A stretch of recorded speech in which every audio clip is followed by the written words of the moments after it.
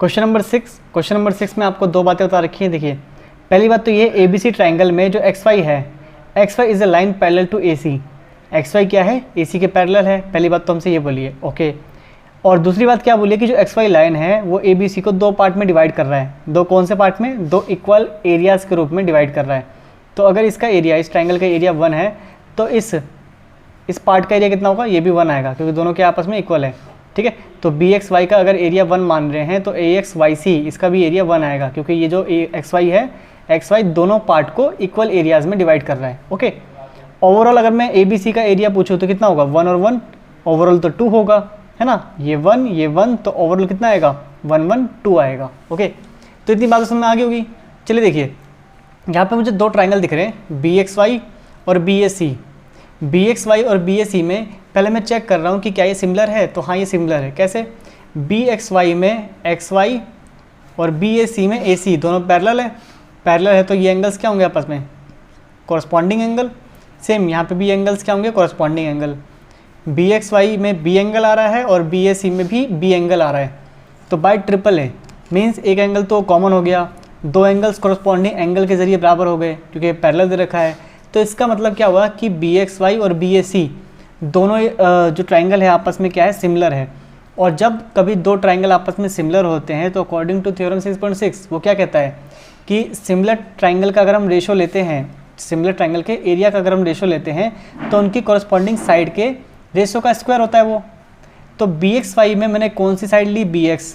तो BAC में कौन साइड लूँगा? AB लूँगा, है ना। तो BX और AB ये क्या है? हमारा कॉरस्पॉन्डिंग साइड है किसका? जो सिमिलर ट्राइंगल थे उनके एरिया का। ओके, तो जो दो ट्राइंगल सिमिलर होते हैं उनका एरिया का रेशो उनके कॉरस्पॉन्डिंग साइड के रेशो का बराबर होता है। कॉरस्पॉन्डिंग साइड का मतलब ये होता है BXY में अगर आप इस तरफ की साइड ले रहे हो तो BAC में भी इस तरफ की साइड लेना होगा। ठीक है, ये हो गया कॉरस्पॉन्डिंग। तो BXY का एरिया, मैंने क्या बोला? BXY को अगर हम 1 मान रहे हैं तो ABC कितना आएगा? ABC 2 आएगा, 1 1 ओवरऑल 2 आएगा। तो BXY और ABC बोलो BAC बोलो जो भी बोलो, इनका रेशो क्या होगा? 1/2 होगा। ठीक है, और जो ये स्क्वायर है, स्क्वायर जब इस तरफ आएगा तो 1/2 के ऊपर क्या लग जाएगा? रूट लग जाएगा। स्क्वायर का जब लेफ्ट साइड आएगा क्या बन जाएगा? रूट बन जाएगा। तो BX/BA, ठीक है, अब यहाँ पे BA बोलो AB बोलो, वो आपकी मर्जी। तो BX/BA ये आपका क्या आ रहा है? 1/√2 आ रहा है। लेकिन निकालना क्या है? निकालना है AX/AB। ठीक है, कैसे निकालेंगे? देखो, यहाँ तक तो सबको पता है, एग्जाम्पल हमें दे रखा है NCERT बुक में। ठीक है, इसके बाद कैसे सोल्व करना है वो देखो। हमने क्या करा? हमें चाहिए AX कैसे आएगा? AB में से अगर मैं BX माइनस कर दूँ, ध्यान सुनो, AB में से अगर मैं BX माइनस कर दूंगा तो क्या मिलेगा? AX, है ना। ठीक है, तो मैंने क्या करा? बोथ साइड मैंने 1 से इनको सब्ट्रैक्ट कर दिया। जब मैं 1 से इनको सब्ट्रैक्ट करूँगा तो देखिए 1 से मैंने माइनस किया दोनों तरफ। ठीक है, एलसीएम लीजिए, √2 एकम √2, 1 एकम 1, √2 एकम √2, यहाँ मैंने एलसीएम लेके सोल्व कर दिया। ठीक है, और यहाँ पे देखो, जब मैं यहाँ पे एलसीएम लूँगा, BA एकम BA बोलो AB, BX एकम BX, ठीक है, BA एकम BA, ऐसे हमने एलसीएम ले लिया। अब BA में से BX गया, BA में से अगर BX जाएगा तो क्या बचेगा? AX बचेगा। और नीचे क्या है? BA को मैं AB भी लिख सकता हूँ। ठीक है, और यहाँ पे क्या है हमारे पास? यहाँ पर है √2 - 1 डिवाइडेड बाय √2। ठीक है, अभी भी हमारे पास कोई ऑप्शन मैच नहीं हो रहा है, तो हम क्या करेंगे? हम यहाँ पे रैशनलाइज़ करेंगे। और जब हम यहाँ पे रैशनलाइज़ करेंगे मतलब यहाँ पे रैशनलाइज़ करते कि हम जब भी कभी अपॉन में रूट की वैल्यूज़ होती है तो उसको हम रूट हटाने के लिए हम उसी नंबर्स को ऊपर नीचे न्यूमरेटर और डिनोमिनेटर से मल्टीप्लाई कर देते हैं। अब यहाँ पे क्या हो रहा है? √2 दोनों से मल्टीप्लाई होगा। √2 को √2 से करेंगे 2 आएगा, √2 को 1 से करेंगे तो √2 आएगा, √2 को √2 से करेंगे तो 2 आएगा। और यहाँ पे क्या है? AX/AB। तो कहने का मतलब ये हुआ कि AX/AB की वैल्यू कितनी आ रही है? 2 - √2/2, जो कि है आपका ऑप्शन B। अंडरस्टूड? ठीक है, तो ऐसे हम इसको सॉल्व करेंगे। ध्यान देना, हमने पहले क्या करा? हमने पहले इसको सिमिलर प्रूफ किया। सिमिलर प्रूफ मीन्स देखो, प्रूफ करके लिख के दिखाना नहीं है, अपने को पता होना चाहिए ये सिमिलर है। तो डायरेक्टली हमने कंसेप्ट लगाया। कंसेप्ट क्या था कि भाई जब भी कभी दो ट्राइंगल सिमिलर होते हैं तो उनके एरिया का रेशो उनके कॉरस्पॉन्डिंग साइड के रेशो का स्क्वायर होता है। थ्योरम 6.6, उसी से हमने यहाँ पे क्या कर दिया? इसी से हमने प्रूफ कर दिया। ठीक है, चलिए चलते हैं क्वेश्चन नंबर 7। क्वेश्चन 7 में क्या बोला हुआ है? D E F are respectively the mid point of side A B B C C A of triangle A B C. ठीक है, तो आपको बनाना है एक ट्राइंगल ए बी सी। ये मैंने यहाँ पे कंस्ट्रक्ट कर दिया, ड्राइंग थोड़ी सी फीकी है। ओके, ए बी सी में देखो रिस्पेक्टिवली का मतलब ये होता है यहाँ पे मैंने यहाँ देखो यहाँ पे रिस्पेक्टिवली मतलब क्या होता है, रिस्पेक्टिवली का मतलब ये होता है कि जो पहली साइड है, पहली साइड का मिड पॉइंट कौन है डी, दूसरी साइड का मिड पॉइंट कौन है ई। तो ए बी का कौन है डी, ए बी का mid point D, B C का ई, बी सी का ई, और ए सी का कौन है, ए सी का एफ। ठीक है, इसको मैंने यहाँ से इनको ज्वाइन करके इस पूरे फिगर को मैंने बना लिया। ठीक है, कुछ ऐसा फिगर बनेगा। ओके, अब जरा यहाँ पे देखिए, यहाँ पे हमने क्या करा कि हमें निकालना क्या है, हमें निकालना है find the ratio of area of triangle D E F and A B C. हमें डी ई एफ और ए बी सी का रेशियो निकालना है, उनके एरिया का। ठीक है, उनके एरिया का रेशियो निकालना है। और एक और चीज़, हमें निकालना है area B D F E. ठीक है, और area A B C. Okay, देखो यहाँ पे कोई डिटेल नहीं बताने वाला, मैं डायरेक्ट यहाँ पे शॉर्ट कर रहा हूँ। क्या शॉर्ट करेंगे, देखिए ये क्या है, मिड पॉइंट से, मिड पॉइंट से तो सारी यहाँ पे साइड्स क्या होंगी, सब आपस में बराबर होंगी। ठीक है, तो जब आप इसको अच्छी तरह बनाएंगे ना, अभी मैंने रफली बनाया, जब आप इसको अच्छी तरह बनाएंगे सारे पार्ट्स आपस में क्या मिलेंगे, इक्वल मिलेंगे। तो अगर मान लो ये 1 है तो ये भी 1 होगा, ये भी 1 होगा और ये भी 1 होगा, इन सभी का एरिया क्या होगा 1 1 1। तो देखिए डी एफ कितना है, डी सभी पार्ट्स इक्वल मिलेंगे जब आप इसको अच्छी तरह बनाएंगे। ठीक है, एकदम पूरा स्केल का यूज़ करके एकदम बढ़िया तरीके से जब आप इसको बनाएंगे सभी पार्ट्स आपको इक्वल मिलेंगे। तो यहाँ पे ए बी सी ट्राइंगल के 4 पार्ट हो रखे हैं। अगर मैं एक पार्ट के एरिया को 1 मान रहा हूँ तो सभी क्या होंगे 1 1 1 होंगे। तो डी एफ का एरिया कितना है 1 और ए बी सी का एरिया कितना है 1 2 3 4। तो इसका मतलब डी ई एफ और ए बी सी इनका आपका एरिया क्या आएगा, एरिया का रेशियो क्या आएगा 1:4। अब देखिए B D E F, B D F E, B D F E, इस पूरे में इस पूरे की वैल्यू क्या है, अगर मैं इसकी एरिया की वैल्यू पूछूं तो 1 और 2, 1 और 1 कितना हुआ, इस पूरे में एरिया निकालना है। इतना एरिया 1 है और इतना एरिया 1 है, तो 1 और 1 ये पूरा कितना हो जाएगा, पूरा 2 हो गया। और ए बी सी कितना था, ए बी सी कितना था अपना 4। जब काटोगे 2 एकम 2, 2 दूनी 4, तो ये कितना आ रहा है 1/1:2। तो 1 4 और 1 2 ये है हमारे आंसर। किस में है हमारा, ये हमारा है option number A, means option A. ठीक है, ध्यान से करना, बहुत ईजी है। चारों पार्ट्स इक्वल होते हैं तो ये 1/4 और 1 1 2/4। ठीक है, काट के 1/2। नेक्स्ट चलते हैं क्वेश्चन नंबर 8। यहाँ पे क्या बोला हुआ है, sides of 2 similar triangles are in the ratio 4:9। Area of these triangles are in the ratio. देखो हमें साइड्स दे रखा है और क्या बोला है, 2 ट्राइंगल सिमिलर है। तो मैंने अभी आपको क्या बोला, मान लीजिए 2 ट्राइंगल कौन से हैं, एक है ए बी सी और एक है डी ई एफ। जब 2 ट्राइंगल आपस में सिमिलर हैं तो उनका एरिया का रेशियो क्या होता है, उनका एरिया का रेशियो होता है साइड के कॉरस्पॉन्डिंग साइड के रेशियो का स्क्वायर। और साइड का रेशियो क्या दे रखा है, मान लीजिए पहले का दे रखा है 4 और दूसरे का 9, रेशियो दे रखा है ना, काट पीट के 4 9 आएगा। तो मैंने क्या बोला, जब भी कभी 2 ट्राइंगल आपस में सिमिलर होते हैं तो उनका एरिया का रेशियो, जो कि हमें निकालना है एरिया, तो एरिया का रेशियो क्या होगा, इन्हीं के साइड के रेशियो का स्क्वायर कर दो। तो 4 का स्क्वायर 16 है ना, और 9 का स्क्वायर 81। तो आपका option D. Understood. Question number 9 को समझ में नहीं आता तो कमेंट जरूर करना, वीडियो पसंद आ रही तो लाइक शेयर सब्सक्राइब सब कर देना। ठीक है, question number 9, A B C is an equilateral triangle of side 2a। तो ए बी सी एक इक्विलेटरल ट्राइंगल है। इक्विलेटरल ट्राइंगल मतलब ये होता है कि जिसकी तीनों साइड आपस में क्या होती है, इक्वल होती है। तो अगर इसकी एक साइड 2a है तो बाकी साइड्स भी क्या होंगी, 2a होगी।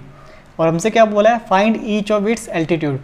एल्टीट्यूड को आप हाइट भी कह सकते हैं, दोनों सेम है। ठीक है, मीन्स एल्टीट्यूड क्या होता है, अपना हाइट होता है, जो सामने वाली भुजा पे क्या करता है, सामने वाली साइड पे एक परपेंडिकुलर बनाता है, एक 90 डिग्री बनाता है। Okay, understood. तो यहाँ पे हमें क्या निकालना है, यही एल्टीट्यूड, यही हाइट निकालना है। और आपको पता होगा जो फॉर्मूला होता है हमारा इक्विलेटरल ट्राइंगल में, हाइट का फॉर्मूला क्या होता है, एल्टीट्यूड का फॉर्मूला क्या होता है, √3/2 इंटू में साइड। ध्यान रखो, हाइट का फॉर्मूला अगर मैं बोलूँ हाइट ऑफ या altitude of equilateral triangle, height of या कह लो इक्विलेटर ऑफ, और हाइट ऑफ या फिर एल्टीट्यूड ऑफ इक्विलेटरल ट्राइंगल, उसका फॉर्मूला क्या होता है, √3/2 इंटू में साइड। और इक्विलेटरल ट्राइंगल में अगर एरिया निकालना हो तो उसका फॉर्मूला क्या होता है, एरिया का फॉर्मूला होता है अपने पास √3/4 इंटू में साइड का स्क्वायर, √3/4 इंटू में साइड का स्क्वायर। तो इक्विलेटरल ट्राइंगल की सबसे पहली बात तो ये एल्टीट्यूड और हाइट सेम है। ठीक है, तो दोनों बार नाम लेने की जरूरत नहीं है, एक ही बार नाम लेते हैं। यहाँ पे देखो हाइट लेके चल रहा हूँ मैं। तो इक्विलेटरल ट्राइंगल में जो हाइट होती है उसका फॉर्मूला क्या होता है, √3/2 इंटू साइड, ओके। और एरिया का फॉर्मूला क्या होता है, √3/4 साइड का स्क्वायर। ये तो जस्ट नॉलेज के लिए मैंने बताया। अभी हमें क्या निकालना है, अभी हमें एल्टीट्यूड निकालना है, अभी हमें हाइट निकालना है। तो देखिए ज़रा कैसे निकालेंगे, √3/2, साइड कितना दिया है, साइड 2a दिया हुआ है, ओके। साइड दे रखा है 2a, 2 से 2 कैंसिल हो गया, तो क्या बचा आपके पास, √3a, ठीक है। तो √3a अपना क्या आ जाएगा, height of this equilateral triangle, okay. तो आंसर कौन सा है यहाँ पे, आंसर है हमारे पास सी। CBSE 2020 पूछा गया, important. Next question number 10। Question number 10 में क्या बोला है, देखिए, a ladder 10 metre long reaches a window 8 metre above the ground. क्या बोल रहा है, एक लेडर है जिसकी लंबाई 10 मीटर है और उसको कहाँ लगाया गया है, उसको एक विंडो की तरफ लगाया गया है जो कि 8 मीटर ऊंचाई पे है। जैसे देखिए, मान लीजिए ये विंडो है और ये विंडो क्या है, विंडो ज़मीन से 8 मीटर की ऊंचाई पे है और यहीं पे इसी विंडो के पास, मतलब इसी विंडो पर हमने क्या लगा रखा है, एक लैडर लगा रखा है। और लैडर की लंबाई कितनी है, लैडर की लंबाई है 10 मीटर। तो हमसे क्या बोला है, find the distance of the foot of the ladder. ये लैडर है, मतलब ये अपना क्या है, ये सीढ़ी है, सीढ़ी का फुट कहाँ है, ये रहा। From the base of the wall, ये दीवार है, दीवार पे अपना विंडो है, ठीक है। तो दीवार का बेस कौन सा है, ये रहा। तो इनके बीच में डिस्टेंस निकालना है, इनके बीच में, ठीक है, डिस्टेंस निकालना है। मतलब हमें क्या निकालना है, अगर मैं इसको A, B और C बोलूँ तो हमें क्या निकालना है, हमें BC निकालना है, ठीक है। कैसे निकालेंगे इसको हम, देखो पाइथागोरस, कोई भी दीवार होती है या फिर कोई टावर होता है, कुछ भी होता है, सब क्या होते हैं, स्ट्रेट होते हैं 90 डिग्री। तो यहाँ पे पाइथागोरस क्या बोलता है, मान लीजिए इसको मैंने बोल दिया B, पाइथागोरस बोलता है BC का स्क्वायर प्लस AC का AB का स्क्वायर इज इक्वल AC का स्क्वायर, है ना, AC स्क्वायर। तो कैसे करेंगे हम, by Pythagoras, BC square plus AB square is equal AC square. BC नहीं पता, ये हमें निकालना है, इसको हमने B बोल दिया। और AB कितना है, 8, और AC कितना है अपने पास, AC है 10। तो B का स्क्वायर B स्क्वायर होता है, 8 का स्क्वायर 64 और 10 का स्क्वायर 100। 64 माइनस करेंगे कितना आएगा, 36, और जो स्क्वायर है इस तरफ जाके क्या बन जाएगा, √36। और √36 की वैल्यू क्या होती है, +-6, लेकिन साइड माइनस में नहीं काउंट करते, तो हम क्या करेंगे, +6 लेंगे। तो आपका आंसर हो गया D। ये भी CBSE 2020 का पूछा गया क्वेश्चन है, ठीक है। क्वेश्चन नंबर 11 सेम इसी तरह क्वेश्चन है, कैसे करेंगे देखिए, a wire attach to a vertical pole of height 18 metre is 24 metre long. जो क्या बोला है अपने को, जो वायर है ना एक पोल से कनेक्ट है और जो पोल है वो कितने मीटर की, या फिर उसकी लंबाई कितनी है, 18 मीटर। तो मान लीजिए ये आपका पोल है जो कि 18 मीटर की ऊंचाई है, ठीक है। और जो वायर कनेक्ट है उसकी लेंथ कितनी है, उसकी लेंथ है 24 मीटर, ठीक है। और ऑब्वियस बात है वायर के 2 एंड होंगे, तो एक एंड तो पोल से कनेक्ट है और एक सिरा क्या है, वो एक स्टेक, ज़मीन पे लगे हुए एक स्टेक, खूंटी, कील, कुछ भी समझ लो, वहाँ से कनेक्ट है, ठीक है। इसकी लेंथ कितनी है, 24 meter. How far from the base of the pole, ये पोल का बेस हो गया। Should the stake be driven so that, मतलब इसको, स्टेक को, वही खूंटी समझ लो, ठीक है, कुछ कील समझ लो, या फिर समझ लो उसको हमें बिल्कुल क्या अटैच करना है। तो वो जो कील है उसको कितनी दूरी पर रखा जाए, इसके बेस से, पोल के बेस से कितनी दूरी पर रखा जाए कि जो तार है ना, जो वायर है वो एकदम स्ट्रिक्ट रहे, मतलब कहीं से भी ढील ढाल ना रहे। तो हमें क्या निकालना है, हमें इसकी दूरी निकालनी है कि इसकी दूरी कितनी रखें, ठीक है। तो सेम क्या करेंगे, इसमें पाइथागोरस लगाएंगे। पाइथागोरस क्या बोलता है, इसको चलो B मान लेते हैं, B का स्क्वायर। कैसे सोल्व करेंगे, सेम जैसे अभी हमने सोल्व किया था, 18 square plus B square is equal 24 का स्क्वायर। 24 का स्क्वायर होता है 576, स्क्वायर याद होना चाहिए 30 तक, और क्यूब, देखो स्क्वायर तो आप 50 तक याद रखो, आगे काम आएगा। स्क्वायर 50 तक और क्यूब 20-25 तक या 30 तक, ठीक है, 25 तक मान लो, इतना तो याद होना चाहिए, ठीक है। अब यहाँ पे 18 का स्क्वायर कितना होता है, 18 का होता है अपने पास 324, ठीक है। जब इसमें से हम माइनस करेंगे 324 तो कितना आएगा अपने पास, चलो यहाँ पे 2, 5 और यहाँ पे 2, 252, ठीक है। स्क्वायर इस तरफ जाके क्या बनेगा, रूट बनेगा। अब 252 का हमें क्या करना है, रूट निकालना है। तो 252 का, अब देखो ये परफेक्ट स्क्वायर तो नहीं है, तो हमें एलसीएम करना पड़ेगा। एलसीएम करो, 2 एकम 2, 2 दूनी 4, 2 छीक 12, ठीक है। 2 छीक 12, 2 तिया 6, 3 से करोगे, 3 से करोगे 3 दूनी 6, 3 एकम 3, 3 सत्ते 21, 7 एकम 7। तो यहाँ पे 2 की पावर 2 है ना, कहने मतलब क्या है, यहाँ पे जो फैक्टर आ रहे हैं 2 × 2, 3 × 3 × 7, ये फैक्टर्स आ रहे हैं। और आपको पता है जब अंडर रूट होता है, अंडर रूट में दो सेम फैक्टर क्या होते हैं, बाहर आते हैं। दो सेम फैक्टर का एक हम यहाँ पे काउंट करते हैं, ऐसे ही डबल 3 का हम क्या करेंगे, बाहर 3 लिखेंगे और रूट में क्या बच जाएगा 7। तो आंसर कितना हुआ 6√7। तो आपका है option number B. Understood. Question number 12 क्या बोला है, an aeroplane leaves an airport and flies due north at a speed of 1000 km/h। ठीक है, देखो क्या बोला, मैं आपको समझाता हूँ। आपके पास मान लो एक एयरपोर्ट है, ये एयरपोर्ट है, ठीक है। इस एयरपोर्ट से दो एरोप्लेन्स क्या करते हैं, उड़ते हैं, ठीक है। एक एरोप्लेन क्या है, देखो अपना ऊपर नॉर्थ होता है, यहाँ साउथ हो गया, ये ईस्ट हो गया और ये वेस्ट।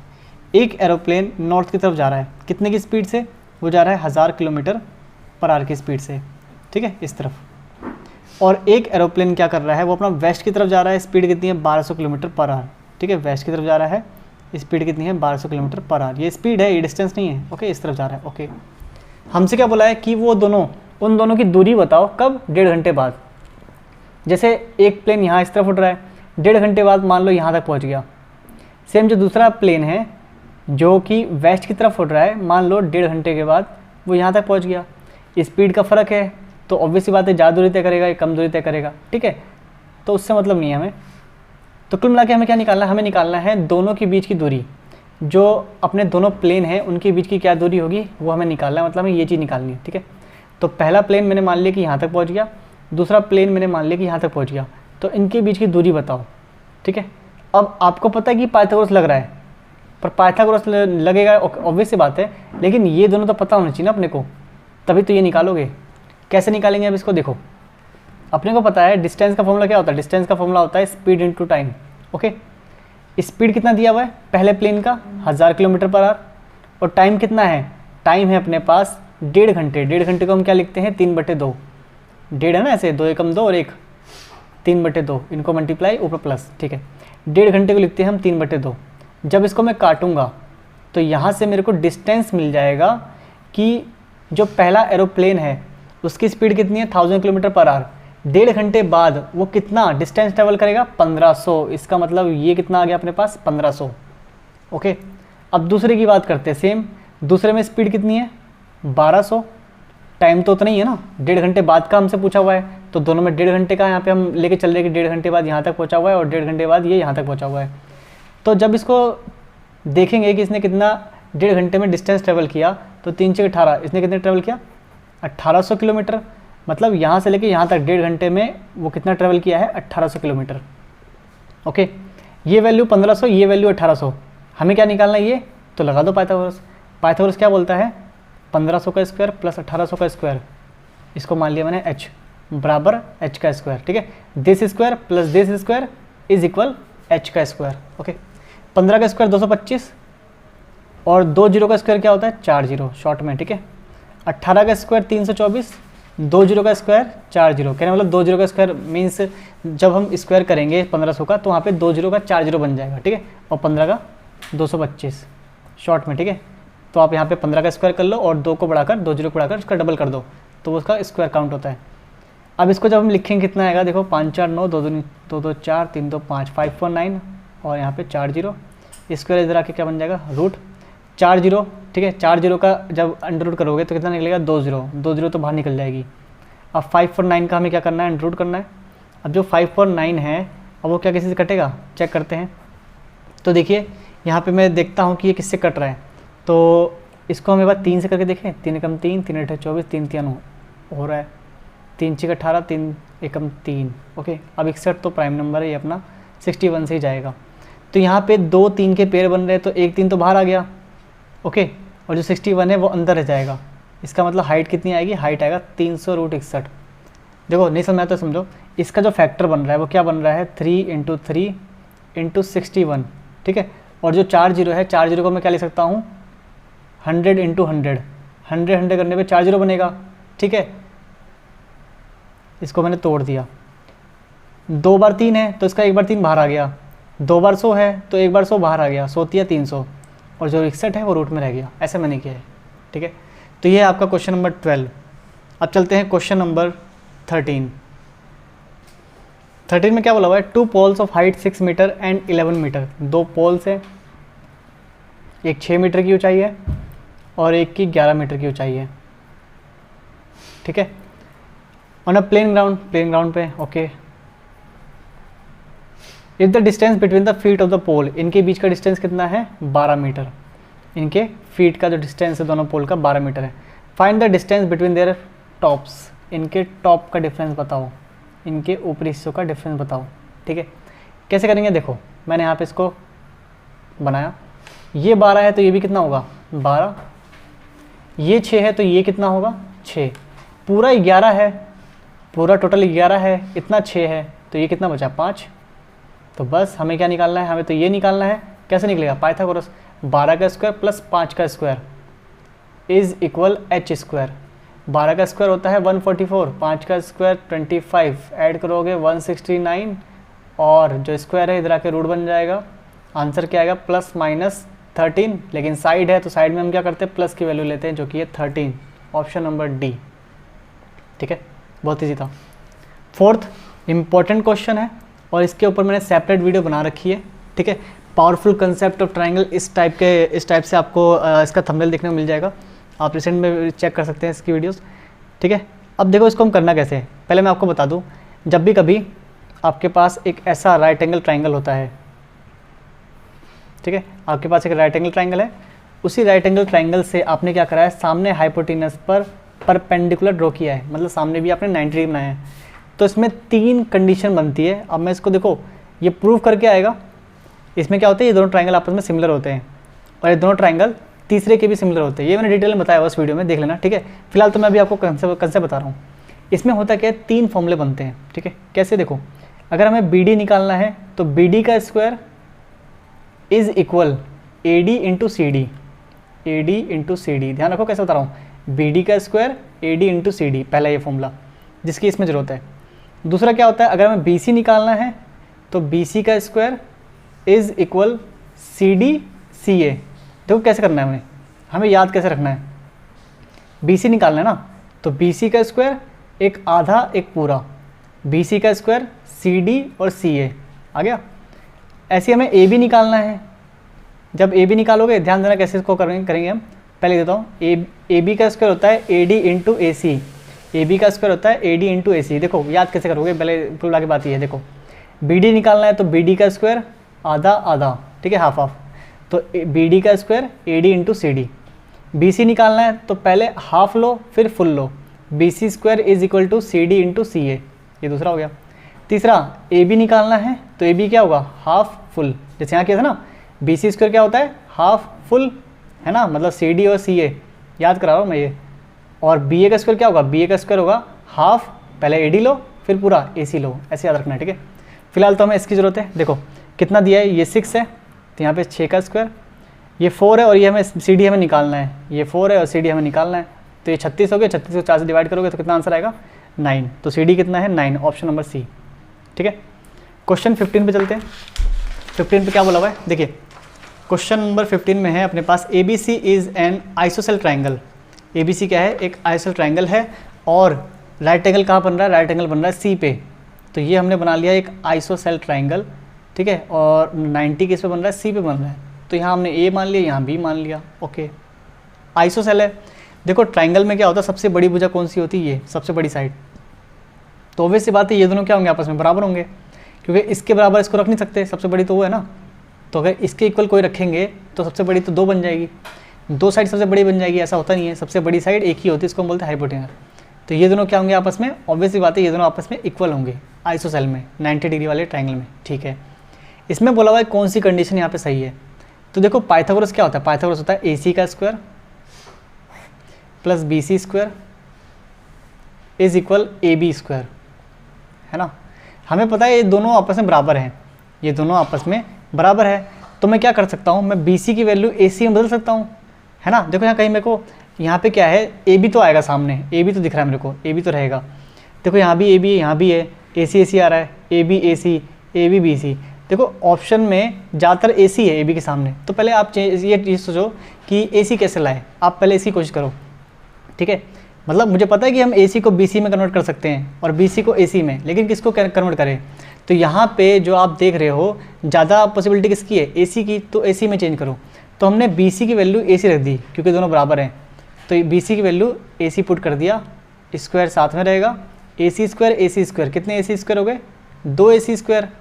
तो इसका मतलब यहाँ पर क्या समझ में आ रहा है हमें, A B square is equal to A C square, जो कि है अपना ऑप्शन नंबर ए। अगर आप ए सी की जगह पे बी सी पुट करते तो यहाँ भी बी सी होता, यहाँ भी बी सी होता, तो आंसर क्या आता, 2 बी सी स्क्वायर। लेकिन यहाँ पे 2 बी सी स्क्वायर नहीं है, तो बी तो होगा ही नहीं, ठीक है। तो आपने क्या करना है, बी सी की वैल्यू ए सी में पुट कर दो, क्योंकि हमारा बी सी और ए सी बराबर है बिकॉज ऑफ आइसोसेल ट्राइंगल। तो आपका कंडीशन क्या आएगा, 2 A C square is equal A B square. Okay, तो इसी टाइप के क्वेश्चंस हैं, इसमें आगे और भी है, इंपॉर्टेंट भी है।